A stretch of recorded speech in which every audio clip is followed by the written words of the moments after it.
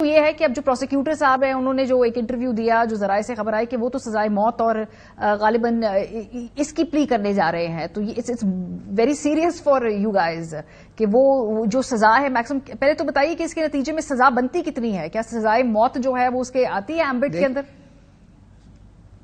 دیکھیں یہ ذرا سپریم کورٹ کی وہ ججمنٹ پڑھ لیں سائفر والی.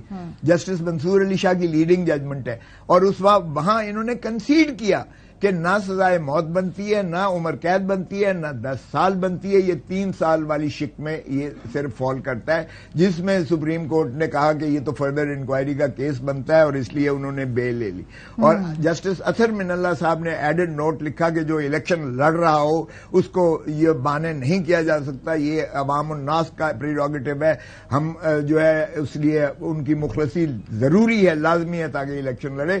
ہم لیاقت علی خان سے قتل کرنا شروع ہوئے ہیں، اپنے وزیر اعظم کو، بھٹو کو قتل کیا، بے نظیر کو قتل ہوئی ہے. اور کیا ہم ہارٹ تھراب جو پاپولر ترین لیڈرز ہیں پاکستان کی عوام کی دلوں کی دھڑکن ہے، کیا ہم ان کے ساتھ یہ اشر کرتے رہیں گے؟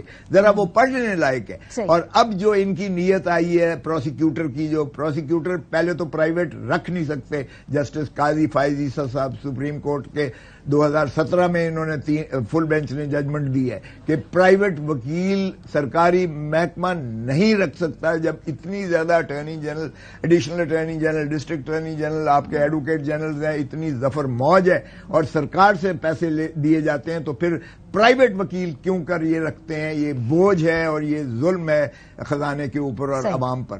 تو مجھے نہیں سمجھ آتی ہے یہ کوئی ذاتی اس کی پرخاش تھی وفاقی حکومت کی کہ انہوں نے پرائیویٹ وکیل رکھا. اور پھر پرائیویٹ وکیل نے جو آپ فرما رہی ہیں انٹرویو، اسی سے آپ اندازہ کریں کیا یہ پھر ایک اور وزیر اعظم کو سزائے موت دینے جا رہے ہیں؟ کیا یہ پھر اس کو عمر قید دینے جا رہے ہیں؟ کیا یہ پھر بلڈوز کر کے ہمارے جو ہے انصاف کا مذاق اڑا کر ایک اور سوال ہے، کیونکہ اس کا تو ایک قانونی پہلو ہے. یہ جو سزا ہوگی اس کے قانونی پہلو، اس کا ایک سیاسی پہلو بھی ہے. اور سیاسی پہلو یہ کہ اگر الیکشن سے پہلے سزا سنا دی جاتی ہے، ہو سکتا ہے یہ ایکسٹریم سزا نہ ہو لیکن پھر بھی چند سالوں کی سزا ہو.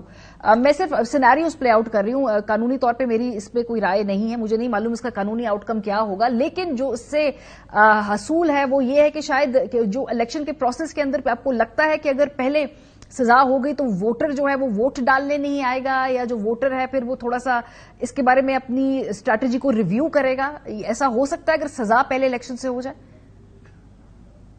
دیکھیں ماریا، یہ انہوں نے جو بھی عمل کیا ہے، جو بھی ریپریشن کی ہے، یہ بدترین پاکستان کیا دنیا کی تاریخ کی بدترین پری پول ریگنگ ہے. لیکن انہوں نے جو بھی کیا اس کا اشتعال لوگوں میں کے اندر آیا ہے، لاوا پھٹ رہا ہے، ابل رہا ہے. میں اللہ کی قسم جہاں جاتا ہوں نا، لوگ کہتے ہیں ووٹ خواندہ ہے.